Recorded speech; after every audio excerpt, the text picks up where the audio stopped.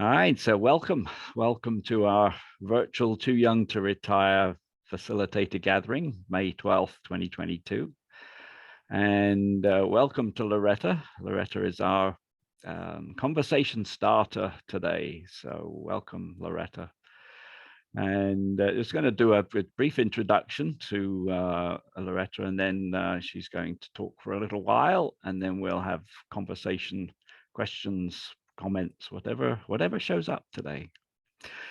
So Loretta has been empowering and motivating individuals, groups, and retirees to transition and realize their potential for more than 30 years. So, and Loretta is certified as both a professional life coach and a retirement coach, an active writer. Her humor columns, blogs, and lifestyle articles reflect an insight in dealing with situations that get to core issues, encouraging confidence, trust, and support. So Loretta's going to start our conversation today talking about a sense of belonging, and then it will go wherever it's going to go. And I know that this will stimulate some ideas and thoughts and some interesting conversations. So what I'd invite you to do is to go on mute, so we keep the quiet for Loretta to speak, and then when she concludes, I'll guide us through some conversations. So however we feel, and you know the style, it's pretty much a jump in when you're ready, and with questions and comments. So again, thank you, Loretta, for being here, and welcome. Over to you. Thank you very much. And a big thank you, Paul, for inviting me to share this. I would just like to say that you set the scene for a beautiful sense of belonging. Taking the time to meditate, taking the time to go around and find out how people are and what they're focused on is huge. And I am sure that your gatherings are very popular because of it. You know, now that we are post-COVID, or sort of, I'm not sure. As I look back, we certainly can, all of us can certainly remember that longing for a sense of belonging. In fact, Zoom has been our rescuer for a good deal of COVID. It certainly was mine. And I know that all of us had to feel that we look forward to the time when we can all be together again, which hopefully is now. I don't know whether where you live, things have been loosened up a bit, or whether you psychologically are ready to jump into that crowd that is down at the music venue here in Nashville. They're in the thousands, let's put it that way. What I did during COVID is I found myself, the way that I was able to really handle dealing with a sense of belonging is that I wrote blogs about how retirement how COVID was a very good introduction, or let me say the shelter in place law was a very good introduction to retirement, because you had to stay in place. You couldn't go out and do what you want to do when you want to do it. Even though a lot of people in retirement feel like that's really what retirement is. But when you can't go anywhere and you have to be creative and figure out what your day is going to be like and how you're going to spend it, that's a challenge. I even wrote one blog about how I traveled during COVID. And what I did was go from room to room in my house and looked at it more carefully with eyes full of memories, mind full of memories, thinking, oh yes, I remember when we bought that picture, or I remember that those towels used to be over there, but they really look better over here. Little things that were somehow bringing up old memories. And it was my joke about, there I am, I'm traveling. I'm sorry, that's my phone that I never answer. But getting back in person is so important and such a good feeling. And I think that one of the main challenges of retirement is when people who retire lose that sense of belonging.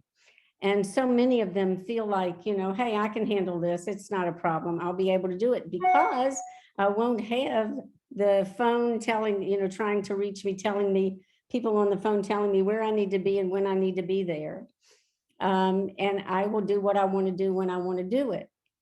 But it doesn't always work out that way. And so I usually try, and I'm sure you do too, with being facilitators, when you're dealing with people who are going into retirement, you say to them, think about pre-retirement, like maybe 5 years before, thinking about what you will be doing then. It reminds me of a story about Dave, my client, the CFO of a very important company. He was due to retire in about 3 years. And so when I worked with him, I said, Dave, so tell me a little bit about what about hobbies? What do you have for hobbies? Well, he howled. He laughed. Loretta, I don't have time for hobbies. What do you think? I can just do hobbies? So I said, okay, let's just wait a minute. We're going to substitute a different word. How about your passions? What are you interested in? What are you good at? What would you like to do if you did have more time? So then he paused and he said, oh, I haven't really thought about it in so long. I don't even know if I'm still good at what I used to be good at. And so, of course, that started us thinking about what it is that he could do and would do and what he was interested in. And that brought me to reminding him about how transitions, when one is going through a transition, it's very important to remember the 6 basic needs, 6 basic human needs, the first of which is love and connection. Now, obviously, I'm not going to go through who do you love and all of things like that, but connection is our sense of belonging. It's so easily lost when you're retiring, because if you were like Dave, who is in charge of, a big organization, the money at the big organization, he's also worked his way up. He's got friends in every direction at the organization, and he's going to be leaving to retire. He can't latch on to his adult kids, although I hear that often. Oh, I'll move to where my adult kids live. And I might be preaching to the choir a bit here. If I'd be very interested in hearing your experiences with people in terms of sense of belonging. But oftentimes I'll hear things like, well, I'll move to where my adult kids are and their families, and I'll just be part of it.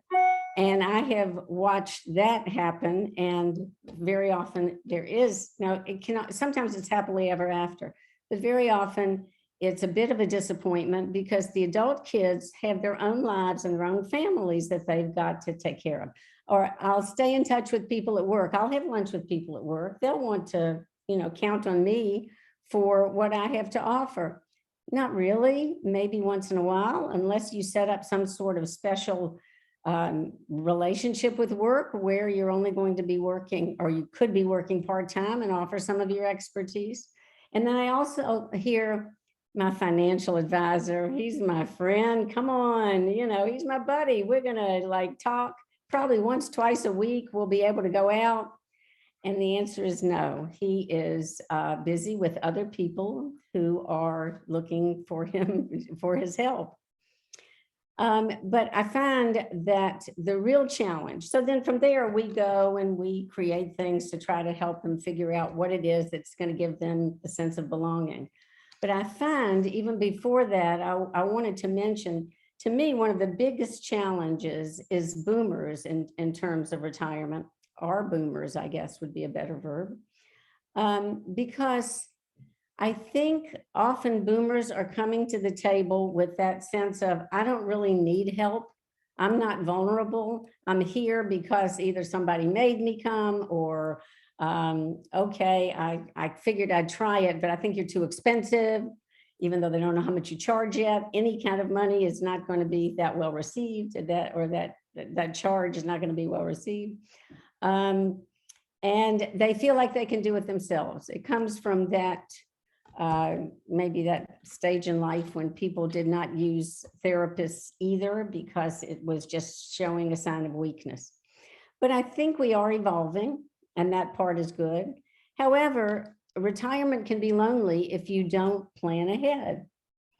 And so many of the people, that you talk to, I think a lot of coaching and retirement coaching, the major challenge is marketing, trying to help people figure out or realize that they need it.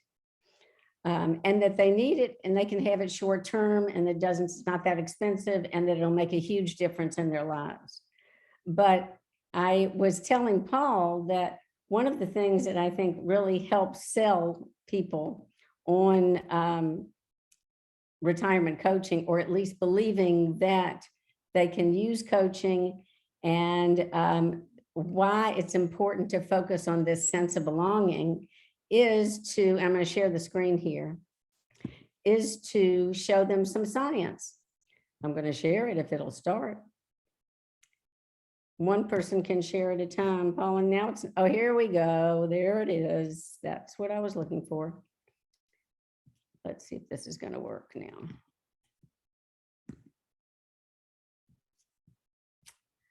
If you can see this, I know I did enlarge it. I like to tell people, because very often, they say, okay, you tell me I need coaching. What's a big deal? I need to make sure that I have a sense of belonging. Look, I've got family. That's enough.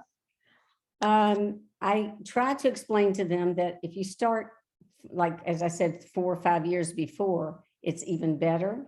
And then I will give them these 3 science studies that have been done that prove what I'm trying to say. The first is a better work performance. Let's see why this is, I don't think I can read the whole thing. A study in the Journal of Occupational and Organizational Psychology finds marked differences between those who engage in hobbies and those who do not. There's a better attitude at work and more creativity on projects. That's one study from the Journal of Occupational and Organizational Psychology. Another study is improved physical and mental health, and that study comes from the Pittsburgh Enjoyable Activities Test, PEAT. A study of enjoyable leisure activities measured by PEAT shows a higher PEAT scores were associated with lower blood pressure, total cortisol, waist circumference, and body mass index, and perceptions of better physical function. And then finally, there's one more in my list. Reduced stress, a study by Matthew Zawadzki, a health psychologist at the University of California, that shows that leisure activity can provide immediate stress relief, which has been shown to have both health and psychological benefits, like improved focus, happiness, and a longer life. So what I'll do with a new client, if indeed, like Dave, my friend Dave there, I had him make a curious list. Sometimes if he needs a little bit of a help, I'll give him, you'll find curious lists all over the web. But the curious list, I want at least 10 things on the curious list. What you're curious about, what you'd like to learn more about, to try somehow to pique your curiosity. And then 2, I want them to make a list and write it down of things that they did before they started working that they were very interested in. What you find is a lot of people were interested in photography or art or bike riding, or some things like that they did that they were very good at, or even logic puzzles. I mean, I've had one of those that we talked about how they can make that work in their retirement years. And it really made a difference for them to suddenly realize that there were a lot of opportunities out there. And this brings to mind, I have a podcast called Resources for a Modern Retirement. I'm not changing the screen because I want to show you one more thing. My Resources for a Modern Retirement is exactly that. I try to find people or organizations that I think might be a helpful, offer something helpful to the retiree. So I have interviewed people who want to start a business later. And so I've interviewed representatives from that. I've interviewed a financial advisor who talked about the questions that retirees need to ask financial advisors, not the financial advisor telling you what to do, but instead making sure that you ask these questions. Another one was a realtor who knew about 55+ communities. And I felt that that was good because people talk about them, but they don't really know the pros and cons. But my most recent one was an interview with a guy named Jerry Park, who was a retired executive here in Nashville. And he had always liked photography. And long story short, he had over the years, because he's been retired now about 10 years, he's written 3 books. And he talked to us about how, what the evolution was, that he went back to the camera, started out as sort of, almost childlike, thinking he could never really do it, started joining some groups, and then just absolutely blossomed. So I said, Jerry, tell us, give us some advice. If you could give advice to people who are pre-retirement, what would you say they are? But give us like 3 or 4 important points. So he had ready, number 1, think about and plan for at least 4 areas of interest to pursue before you retire. That's 4 different areas. Number 2, don't be alone. Go out and mix with people because there's always someone or something that will help you connect. How wise he is. Number 3, allow yourself to be creative. We often are very self-critical. And number 4, most of all, make sure you're having fun. And finally, in case you missed it, to let you know how vitally important this sense of belonging is, in case you missed it, Mars Wrigley, the owner of M&M's, recently made some changes. And I do have a website where you can read about it, but basically it was in a People magazine, I believe. They decided their multicolored mascots were not reaching all of society in their ads, and a change was necessary, quote, to create a world where everyone feels they belong. And you can see for yourself.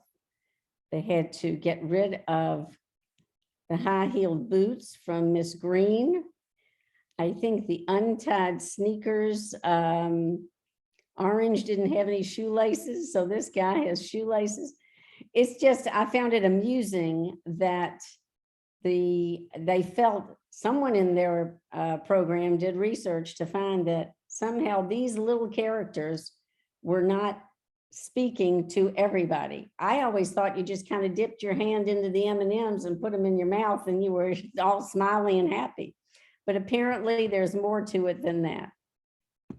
So on the M&M note, that's what I bring to you for that important sense of belonging discussion.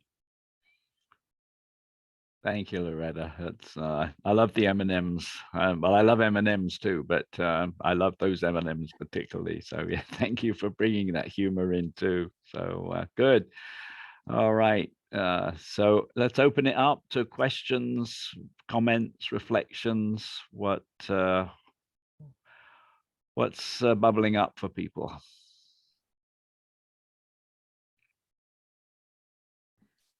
Okay. Go ahead. Okay. I've talked to other people about retirement, and I find that an awful lot of them are kind of like, well, I don't need any advice on how to retire. You just retire. And you tell them, well, have you thought about retirement, or have you, did you start planning, 5 years or 10 years before you retired?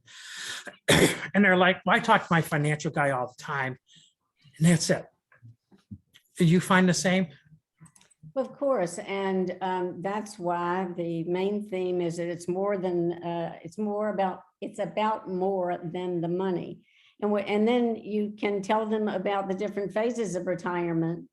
There is the anticipation, and then there is the fascination, and that's the honeymoon stage. And then there's a frustration because they're feeling like, oh dear, this is all there is. And the honeymoon phase usually lasts about 6 months to a year. And with some, some people have no problem. Please, like, understand. And we all know some of those who just, sail right into it and easily. And actually, I think if you really delved into it, you would find that they have had their fingers in a lot of pots about other things that they like to do. But if you can, another point that you could say, one more thing is, you can waste the first 5 years of retirement trying to figure it all out, or you can plan ahead in those first 5 or 3 or however many years and have it figured out. And the beauty of it is that if you try one road, one path, and it just is not right, it's very easy to redirect your focus and your activities to something else and enjoy.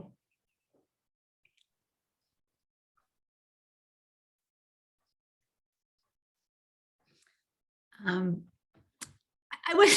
was just going to say that what bubbled up for me with those M&M characters was like, how much did that company spend to make that decision? Because honestly, I couldn't tell too much difference between the characters, and I'm just curious about that. But that was what bubbled up. And the other part that bubbled up was about, it's interesting because in terms of marketing for people to understand maybe what a coach or consultant maybe does with planning for retirement. And then, like you said, Loretta, there are people that do very well. They like just sail into it. They already have kind of in their back pocket a lot of different activities they're involved in. But then there's these individuals that, and this is the kind of a gray area where they say, I don't really need, any help. And they've done very well in their jobs, their present jobs.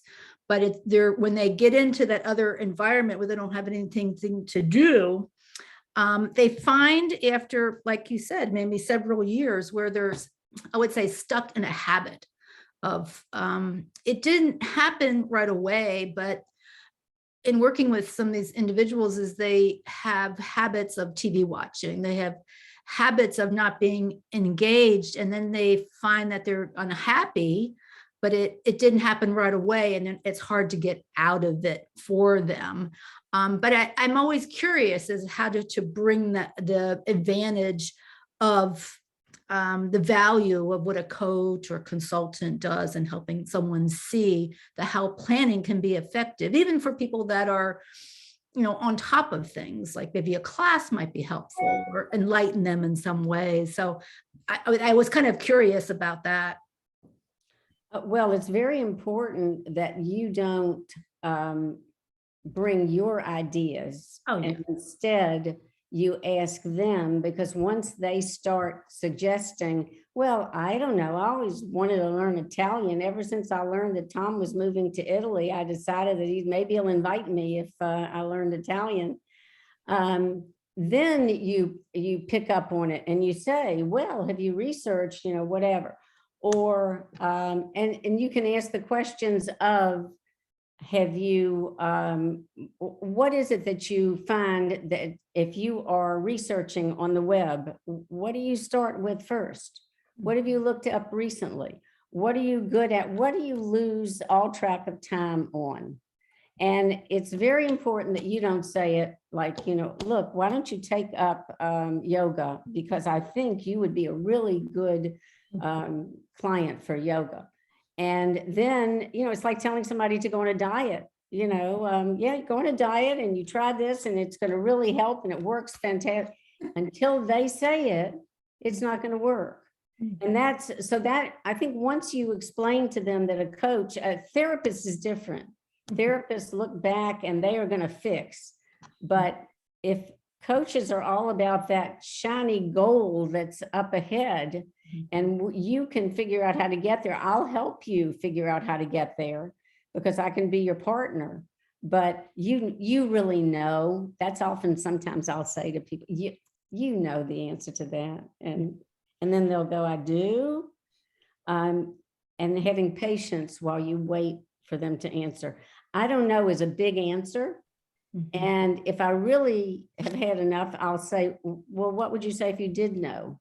And then they're sort of like, but I think most of all, making sure that you don't come up with the answer. You're right. People, they don't want to pay. That's a lot of what happens. And one more thing I might add is that even though I've done it a lot, and that is to coach people whose son or daughter or husband or wife or cousin has come and said, this is what this person needs it. I really will take that first 15-minute phone call and talk to them and find out if they really want it.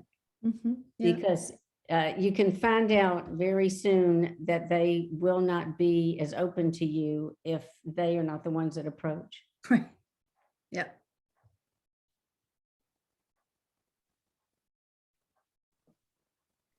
Thank you. Questions? Loretta, as you were talking about reaching out to people and what's important for them to hear and understand and to take in, the connectivity, and is that when I see, when I look at coaching, specifically retirement coaching, but it could be really any kind of coaching, is that I see people in 3 different areas of potential, possibly clients. One is clients who are resource seekers, people who reach out and say, I need a coach of some kind. Oh, are there retirement coaches? I'm going to find them. And they find a retirement coach. So those are people who are direct and consistent resource seekers. They do that in everything else that they do in their life. So this is anything new to find a retirement coach. Then there are people at the total, and then there are people in the middle who in their past, they have experienced the benefit of the services of someone to help them or support them, be it a therapist, an educator, a support group, something like that, where they have experienced a bigger picture and they're open to it. And then there's a third, I don't know what the third, I don't mean to say that's a third. I don't know what that number is, but then there is a third group who have never experienced that at all. They have never, number one, they are not resource seekers. They don't feel comfortable in seeking out someone beyond themselves to be able to help themselves. Perhaps the financial aspect of it also is part of that arena, but they're not there. They have not already experienced the services of others. So for me, when I think about coaching a client, is what have they experienced before? I'll always ask, had they ever been coached before, whatever age they are? Have they ever experienced that? Or if they haven't, have they ever experienced receiving help or support from someone else? And then I understand whether they're going to be open to that or not. Because I think we've all learned that not everyone is coachable. Right. And I'm well over trying to seek out people who are not coachable. The coaching arena is too big for that. And my days are too short. Yeah. The other, I find there's possibly another source of or type of person, and that is the one who knows someone who has just finished with a particular coach. And then they offer that this person is really good. And no, he won't delve into your past. No, he won't embarrass you, something. But yes, you will find that it's a huge help. And so if there's that kind of curiosity, I guess, then that helps too. But you're absolutely right.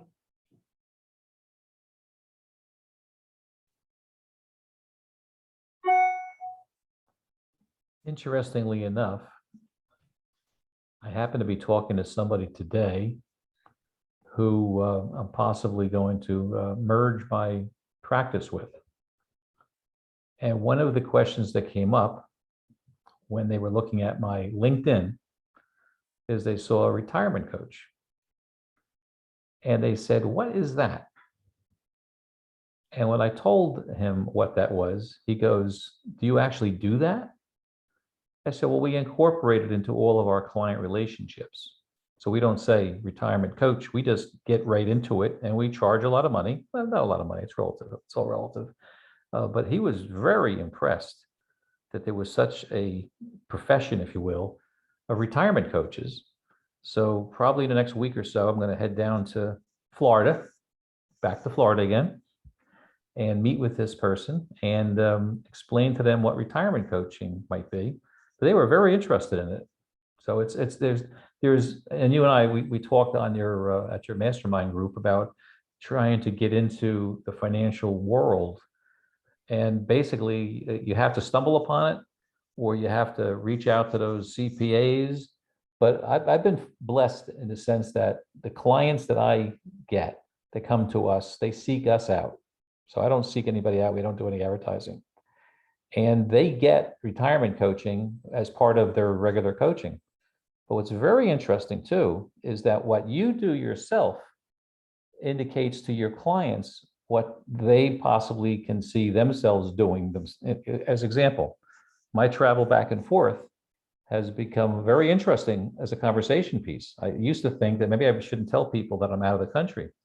You know, just the opposite. It's almost like saying, yeah, we zip back and forth, we go here, we go there, and they're just amazed at how can you do that? How can you possibly? I said, well, we're not retired. This is how we live our life. And they start to think. And that's really the question. I think our job is to just try to raise questions and let them realize that the way they've been living their life and the executive Dave, you know, interesting. People, you mentioned when I heard you mention Dave, a lot of these people think that these co-workers are friends. 99% of them do not care who they are. They, in their own mind, think that they're important. Their Rolodex is all people that generally report to them. But when they're not there, they mean nothing. And the sooner they learn that, the better off they'll be. So it's really there's a lot of work we have to do with people to try to get them ready for what retirement is going to look like. But the last thing we encourage people to do is stop working unless you've got something that's going to keep you very, very, very, very busy. And most people don't have anything that's going to keep them very, very busy. I know somebody that said, I can't wait to retire. I'm going to play golf. They played golf so much, they wound up with bursitis and they can't play golf anymore. Oh my I mean, that's the worst case. I mean, I live for golf and now I can't play golf. So it's like the stories we hear are just endless. Well, interestingly enough, I don't know how many of you, I know Leslie and Tom know Bob Laura. Have you all gone through Bob's course? Well, Bob is working on an assessment tool for financial advisors. And he's in it, they will determine the RQ. This is a new term that he's come up with, retirement quotient. And I don't know much more than that because he hasn't told us. He really has only sent out a teaser that appeared in Forbes. It really appeared sooner than he wanted it to. He'd written an article about it, and Forbes apparently published it a month before he was ready to launch. So I'm very anxious to see. Now, just because it's for financial advisors doesn't mean that coaches can't use it, because then it's an opening, perhaps an open door for coaches to financial advisors when the financial advisor looks at it and says, hey, wait a minute, I'm busy enough. And this is all very nice, but I really can't do this. So maybe you need to work in tandem with me or my firm or something. At least I think that's what the idea is. And this is just kind of a teaser for you. So we'll all keep our eyes and ears open. Yeah, I think it's a good conversation for those of us who are in the coaching field, because Retirement Coaches Association, and some of us are members, and we've been to the conferences, particularly now they're online or virtual rather than having to go to Michigan. But I think that is a question around the terminology of a retirement coach, because I think when I ask people, the first thing they think about is finance. That's the one thing, and broadening it beyond that. I know we've often had this conversation, but broadening it beyond the financial conversation is for me is really important. It's really important just to get, yes, the finance. You've got to have the finances in place. You've got to have that. But there's so many other factors, as we can hear. And, living in Florida, I resonate with what Tom's saying about, people come down to play golf. They can play golf every day here, but it's not only, as Tom said, there's the example of you wear yourself out, but because you can play every day, it gets boring. And, Yep. then people say, so there's got to be something more than golf here. Well, there's tennis, but not everyone wants to Okay. play tennis. Well, it comes back to belonging. And that's a question that, I've been asking, not me necessarily, although it's a good question for all of us, but where do I belong? Where do I belong? And that's a good question, really, as to, where we belong. And that's where the communities that we want to be part of. And that's a huge question, but it's an interesting question. Where do I belong? But that's the magic word that you just said, is where do we want to belong? Mm. And that is what will help us feel fulfilled if we can show an interest in something, find that community, and of which there's a community for everybody out there. It's just there. You have to look, but it's there. And that's the beauty of retirement, is that you can choose this. You're good at whatever numbers, and you want to do something with mathematics, and it's sort of like, well, where, how, what? I never really did it in my career, but I'm good at it. But the point is, I can choose that I want to be part of it, but you also have to seek that out.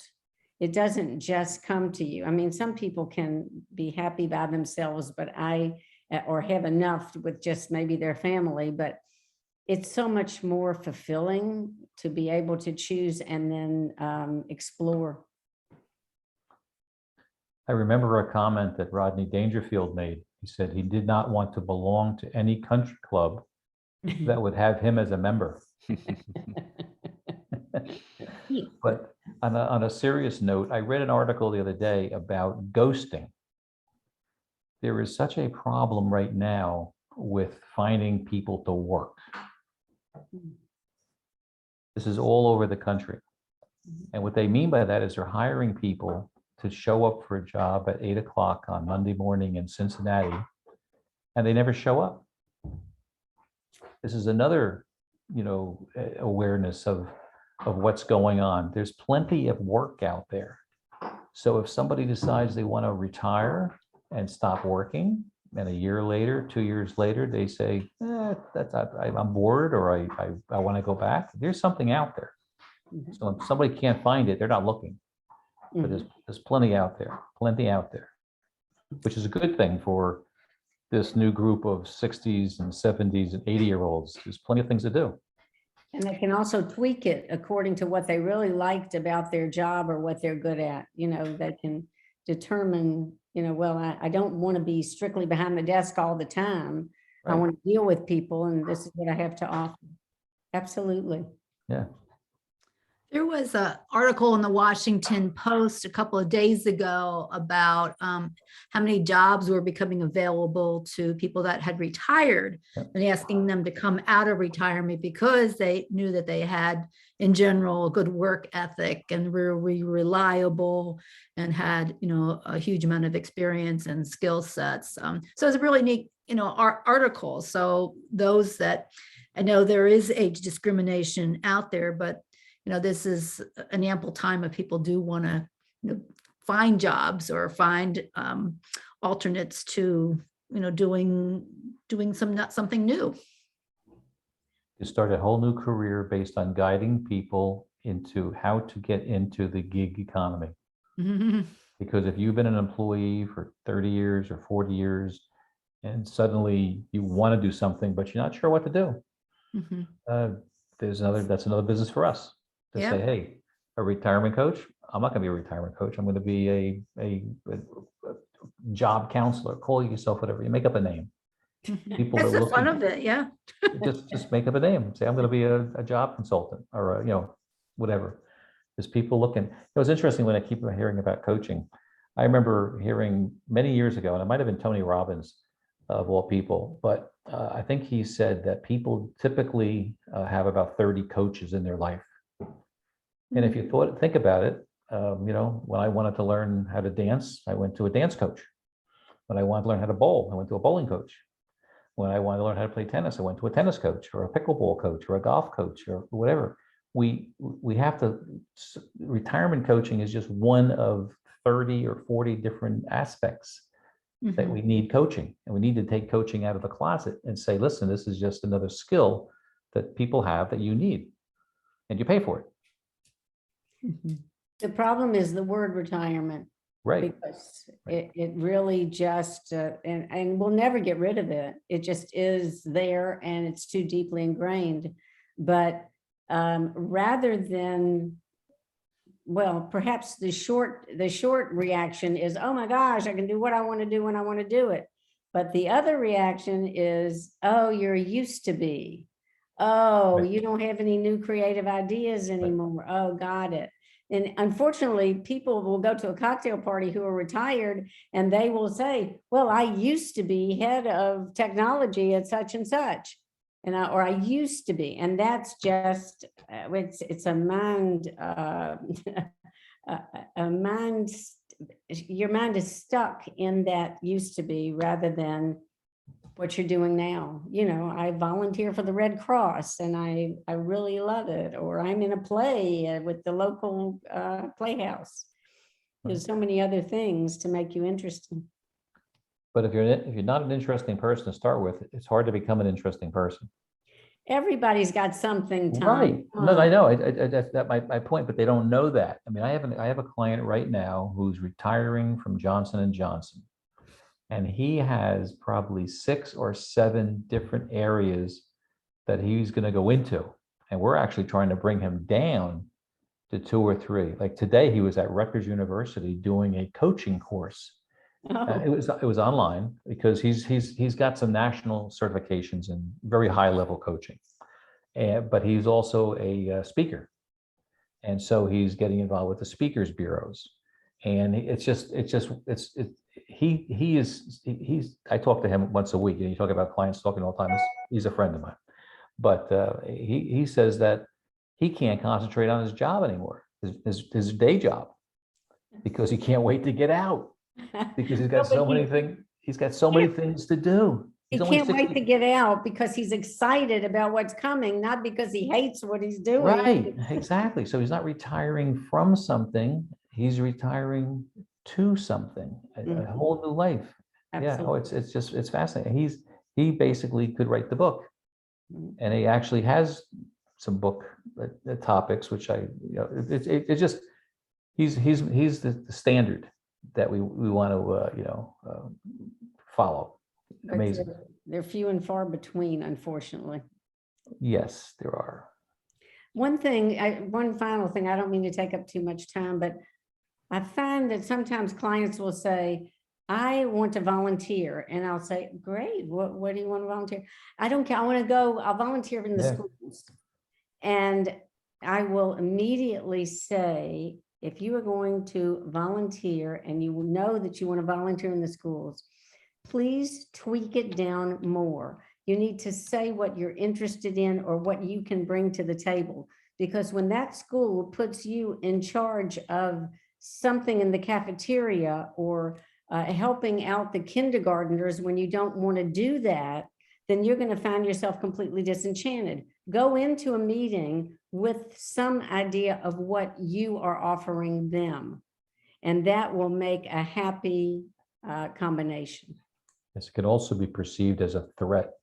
My brother, Helene's brother, retired from IBM, master's degree, engineering, and he said, oh, when I retire, I'm going to go over to NC State and I'm going to volunteer. And they didn't even return his call because they could care less, because he's a threat to them, because he's going to show up and say, this is who I am and how I can help you. But he's trying to get into the system. The system doesn't want him. Oh, which is a shame. I mean, that's where there's a disconnect, because there's a lot of talented people out there. The biggest problem at retirement today is that all of the talent that's disappearing, the talent drain. right, sure. Well, did he want to be paid from No, MC6? no, Then no. why would they not want him? I don't get it. I think it's because they just, they've got unions, they've got the, I mean, I don't know. But that's bottom line, he gave up. He's fine. He's now 2 years later, he's now settled into, he's not going to look for another job. I think there's more to that story because Well, I think I'll if he's going in saying, I want $75,000 and I'm happy to no. give you Tuesdays and Thursdays. Yeah. Well, I think it sounds like a logical conclusion, but I know him well enough to know that he meant it. So, I mean, hey, they had financial literacy as a program in North Carolina. They actually decided to make North Carolina the 17th state in the country to actually provide mandatory financial literacy to ninth graders. I couldn't get in to volunteer. Hmm. And I have some credentials. Yeah, I mean, there's a lot of agencies out there that will look at the skills and knowledge and experience you have, I think called like volunteer match, and that they can help you find something that aligns with, your gifts, your talents, your desires. And the whole thing about North Carolina is, I think it was University of North Carolina that actually had the Center for Creative, I want to say like retirement, and it might be now, maybe it was the Asheville area, but that kind of university was known for looking at retirees and I'm saying retirees, but those post-employment that wanted to do something with their life and their skills and their talents. So I don't know, I might think that your friend might explore a little further on that, but you know him best, Tom, so. Well, there's also insurance responsibilities, there's liabilities. You bring somebody in that starts working with people, young children, even if they're in high school, there's a lot of responsibility there. Mm-hmm. So what I was going to do was I was going to volunteer as a substitute teacher. I said, I know what I'm going to do. I'm going to become a substitute teacher, Mm-hmm. and then I'll work my way into the system, figure out how I can help. Mm-hmm. But then COVID came along. So it kind of derailed me. I think there's another perspective too, which is helping organizations with this, because one of the challenges we face as we come to the end of a career is that companies say, okay, this is the date and that's the date Right. you go. And there's a downside of that, both for the employee who is one day working full time and the next day totally retired, if we use that terminology. But there's such an opportunity for a phased transition, which is a benefit to the individual, but a benefit to the company too. If only organizations could work out how to do that, of maybe sharing jobs or doing part-time work so that they don't lose the expertise and wisdom all of a sudden, but there's a phased approach. Now, it requires a little bit of thought and planning, but it's certainly something I think we can help encourage organizations to look at it in a different way. Mm-hmm. That's through HR, I think. That's what we hear. And Right. so many coaches come from HR. And those coaches are fortunate in that they've got someone sending them clients all the time. But I think that phased retirement is a wonderful thing for everybody. You're absolutely right, Paul, because you don't feel like you've just reached the end of the ledge, and you're jumping off and you're not sure what's under there. At least there's a slide where you can come in nicely, whether it's the cool water below and you can go swimming, or whether it's a nice smooth path.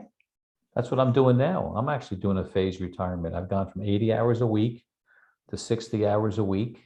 And then when I'm 80, I'm going to be doing 40 hours a week. And I'm going to work my way down to where, I won't even know I'm there or not there.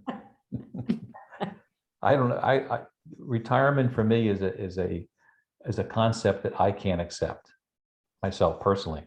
I'll never retire because I love what I do. But you start to do it from different time zones, like 6 hours away. Well, but you have the option because you own your company. Right. Well, that's another key too, is that a lot of people are realizing today that these young people today are getting jobs and they're hiring at 25, and at 27, they got a second one, and at 30, they got another one, and at 32, they decide to start their own business. That's the trend.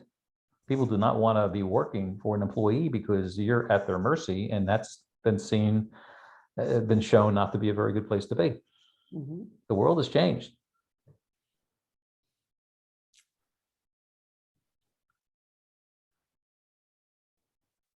Right. All right. Some good good insights, good conversations there.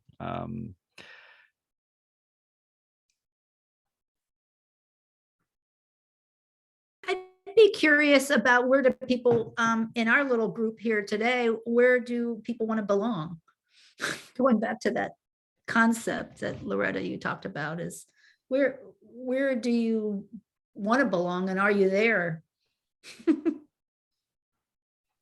Oh, well, I have a passion for helping people. I always have. And I used to have the habit, and I probably still do with my daughters, of like, okay, that's okay, I'll fix everything because I know the answer on how to make this work or happen or whatever. But in coaches training, you learn what I just explained before, which is you don't have the answers, you let people find their own answers. But I still get the important feedback for what it is that I like, and that is dealing with people, watching that aha moment happen when they realize they've just said what they wanted to do, and or they've done the research to find out that something's out there that could really fit what they do. So I would like to be busier. Who wouldn't? Except for Tom. I would like, but even with that, within reason, because I like manipulating my own schedule, or making my own schedule and closing down on the number of people I want per week, et cetera, et cetera. What about you?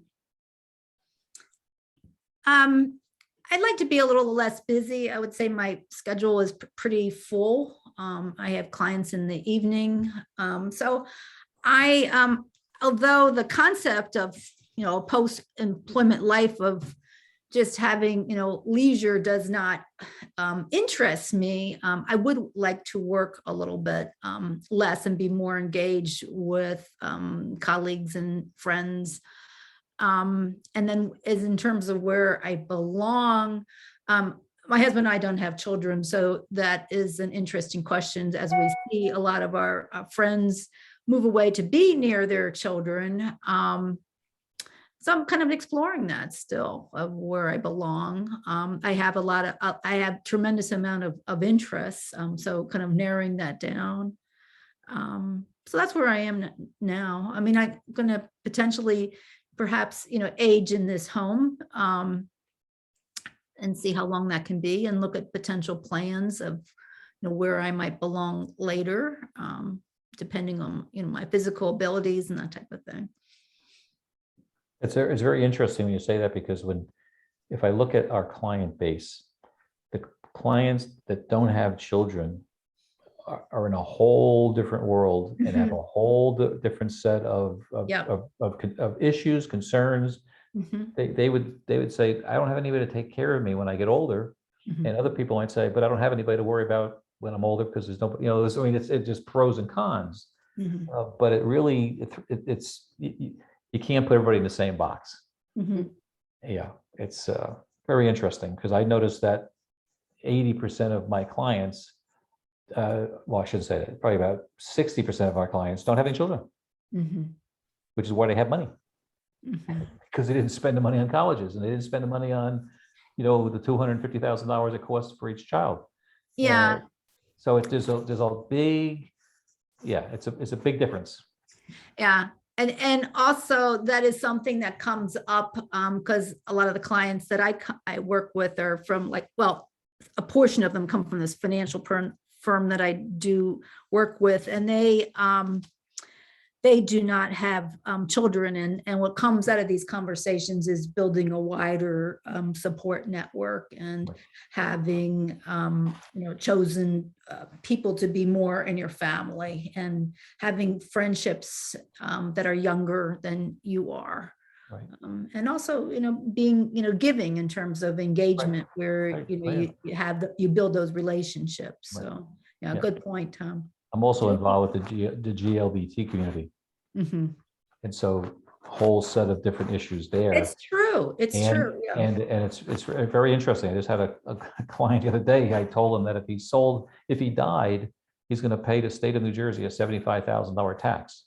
So he went out and it's a tax that the state of New Jersey puts on you because when you transfer real estate to a non-spouse. So he went out the next day and married in a civil union his partner. But you want to That's save stuff. interesting. I mean, there's so many little nuances about. I had a client that came to see me 15 years ago, and they were divorced, and I talked them into getting remarried for tax reasons. They liked each other, they just didn't want to be married to each other. Now they're married. I mean, it's just you have to be ready to have the solution to a problem that we don't even know exists yet. Yeah. Yeah.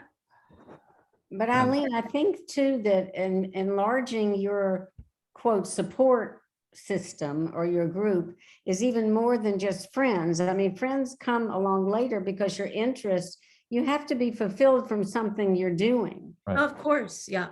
And then it turns into these people are who you care about. They care about you and what you're doing. They admire you. And you find the similarities there, and they then become like your family.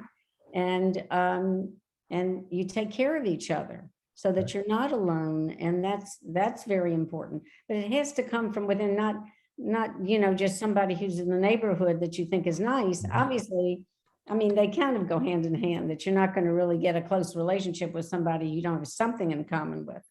But you hope fulfillment is there somewhere too, that you're making a contribution. Absolutely. It's foundational, to that segment. Yep. Good We've point. been looking at belonging in a number of different ways. We often think about belonging to something, but we've been also exploring in another group belonging with.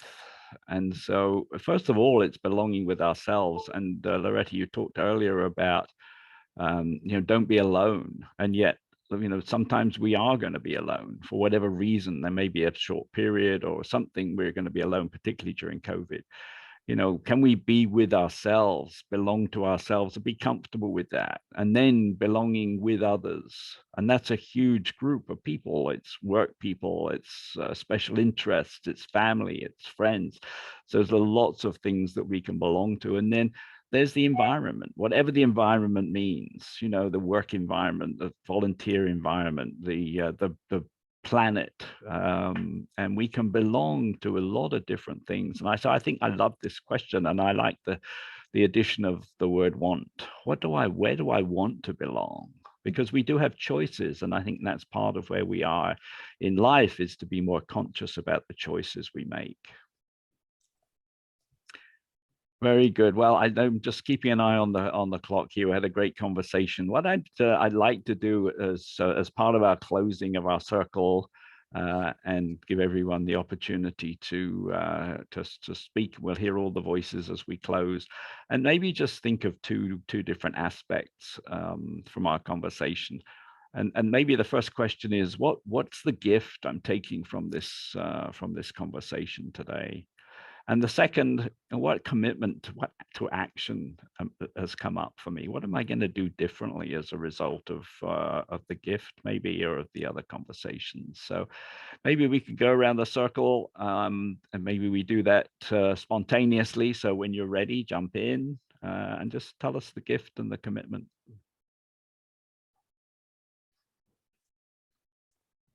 I think the gift for me was being invited and seeing how you function as a group. I know we're a small group, and I'm sure if you get more than 10 people, I'm sure it's going to be very time consuming.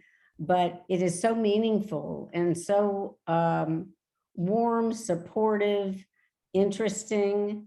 And it makes me feel that I would like to start one like this with some group of coaches that I know.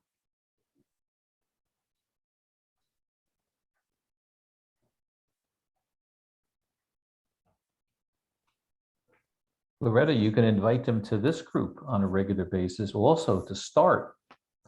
Well, this is Paul's group. He's Well, got well, them. well, yes and no. We met Paul a couple of years ago when Bob and I'm trying to think, was it Irene? Eileen? Aileen, you were part of our group, weren't you? Eileen did the course a long time ago. Yeah, a long time Okay, ago. sorry. Okay. All right. So what happened was when I did the course a year or two ago, it was over. And I said to Paul, why don't you do something on a monthly basis? And that's kind of how it started. And it kind of drips in and out. And sometimes we have 10 people, sometimes we have, small groups like this. But I think we're small enough to say, let's try invite other people. You have any problems with that, Paul? I mean, is as far as who belongs and who doesn't? I mean, I think the concept is that they're supposed to have taken the course, correct? Yeah, it's an interesting question, but I think the opportunity to create these circles is there, and I'm creating other circles. So it's an interesting question, I think, for us to consider. Not necessarily today, but do we expand this circle? It's a great question. It's a So very you're- circular question. So you're holding out on us then. So you have other groups that we haven't been invited to. Okay, Loretta, do your thing. If you would you invite me to your group? Absolutely. Absolutely. I guess I'll jump in. I just want to say, Paul, thanks for the invitation to this. You always have a wonderful discussion. Sometimes we have a large group, sometimes this little smaller group. But it's always nice, whatever size it is. Thank you for inviting Loretta. And the takeaway is this question of, where do we belong or where do we want to belong? I think that's really a very curious question. And my commitment to action is to ask other people where as they see themselves in the 50+ group, where do they see themselves belonging, and see how that kind of shakes out for people with children, without children, where they are in their lives. I think it's a very fascinating question. So thank you.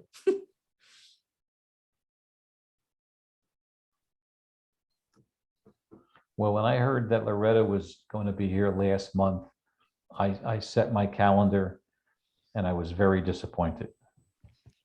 So when I heard that she was going to be there this month, I said, boy, Paul said, yeah, we're hoping Loretta comes. Loretta, you're a joy to listen to.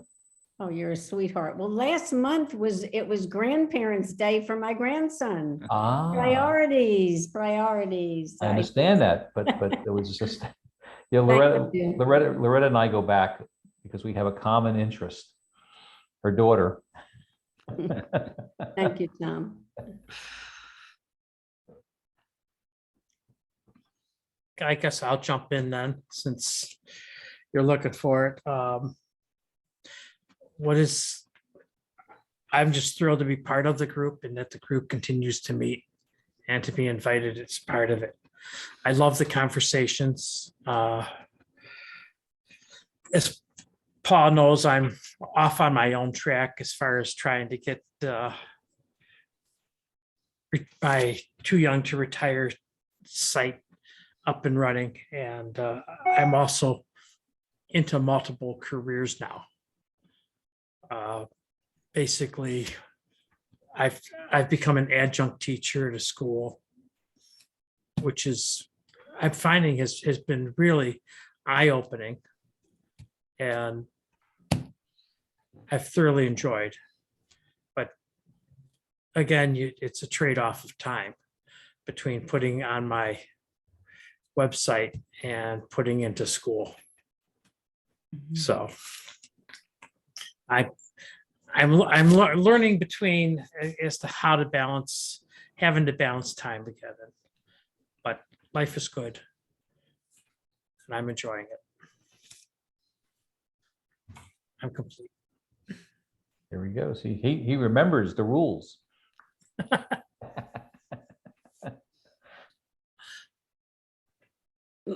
My takeaway is just the whole concept of belonging. And we don't often hear about that in the context of retirement coaching. Mhm. So that was a refreshed term for me, is Mhm. where do we belong? Because it is really important for people to understand that that is a foundational aspect of our later years. And my action as a result of this conversation, hearing people talking about work, and also in the back of my mind as I've been listening to, and I've podcasts, and now I'm reading the book from Dan Gilbert, which is Stumbling into Happiness. And that is doing less, but doing it thoroughly. And my action currently is, what is it that I'm doing?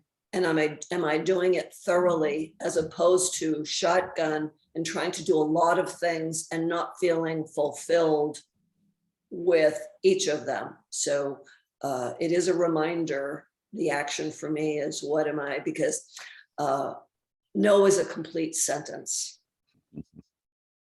I like that. Yeah, thank you. Well, thank you, everybody. I think the gift for me is in convening these conversations. As some of you know, I'm involved in mastering convening with Craig Neal, and so this is what's one of my circles to convene. So that's a gift which I appreciate, and I appreciate you all being here to allow me to convene these conversations. And I think my commitment is to continue this exploration of belonging, which is coming from a number of different places in the last couple of weeks. So thank you so much, Loretta, for stimulating a wonderful conversation. It's really been great to have you with us. So we'll look forward to future events. We'll meet again the second Thursday of June, and we'll look for new conversations. So thank you all, and we'll look forward to seeing you next time, and keep in touch. Thank you. Thank you. Yes. Okay, Thank well. you. Bye. Bye.